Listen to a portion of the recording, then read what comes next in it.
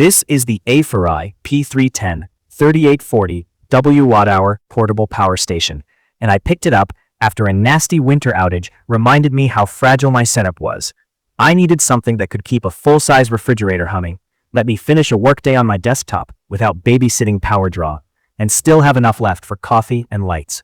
I've been using it at home, in the garage, and on a couple of quick off-grid weekends, and I want to share what actually mattered once I started living with it.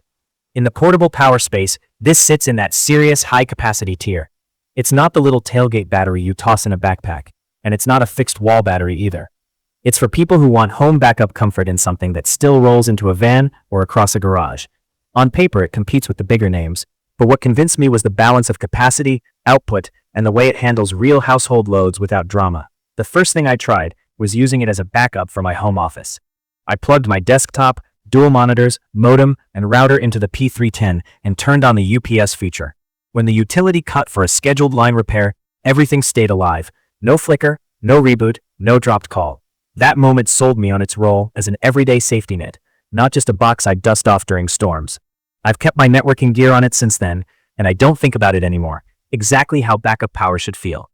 Out in the garage, I paired it with my table saw and a shop vac. Smaller power stations I've owned either tripped on startup or made me juggle which tool went first.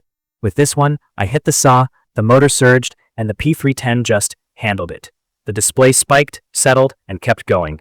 Same story with the microwave and espresso machine in the kitchen.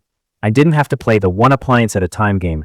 That freedom to use stuff normally is a bigger deal than any spec sheet line. For day-to-day backup, I ran my fridge, Wi-Fi, a couple of LED lamps, and phone charging through a mild outage and still had a comfortable buffer by the evening. Actual runtime depends on your fridge and how often you open it, but I wasn't squeezing watt hours or shadowing the display. It felt like a normal day, which is the whole point. I also tested a CPAP overnight off the AC side for a family member, and it worked without hiccups. Charging speed matters because downtime is where portable power can be annoying. On wall power, I regularly go from around 20% to full in roughly 2 hours. The fans spin up, but they're not obnoxious. It's a steady whoosh that fades into the room. Solar has been solid too. I used a 400W setup on a bright day and watched it climb at a healthy clip even when clouds rolled through. It's nice not having to micromanage panels or worry that a partial shade moment will strand your charge. One thing I didn't expect to appreciate as much is the DC side. The high current 12-volt output let me run a portable fridge in the back of the car without wasting energy converting to AC and back. If you camp or do van trips, skipping the inverter step makes a difference over a weekend. I've also been using the 100W USB-C to top off a laptop without pulling out the big charger. It sounds minor, but it keeps the setup cleaner and wastes less energy. Let's talk about the physical side. It's heavy. I don't carry it, I roll it. The wheels and the telescoping handle are the reason this makes sense in a house or a van. Stairs are not fun though. I plan routes so I don't have to lift it more than a short step, and I store it where it's easy to roll. The body feels tough, the rubber feet don't skate around on concrete, and the display is clear enough that I can see load and remaining time at a glance without bending over it forever. The app is handy once it's paired. I use it to check charge level from the couch and to cap the charge when I'm letting it sit for a while.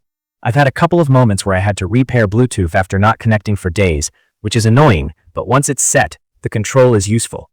I still end up using the hardware buttons most of the time because they're right there. A few quirks have popped up. If I leave the AC output on with nothing plugged in, it slowly sips power overnight. It's not huge, but I've learned to hit that switch before bed. It's also limited to 120-volt output, so it won't run 240-volt only appliances. That's fine for my setup, but if your well pump or dryer needs split phase, this won't cover it. Those are trade-offs I can live with given what I needed it for. Compared to what I used before, the difference is night and day. My older 1000-watt unit worked for lights and charging, but it choked on power tools and kitchen stuff. I had to babysit loads and be careful with surges. The P310 lets me act like a normal person with normal appliances. Versus the pricier big-name boxes I tried at friends' houses, the experience is surprisingly close. Clean sine wave output, quick switchover, fast charging, and a solid port selection. Build quality feels on par.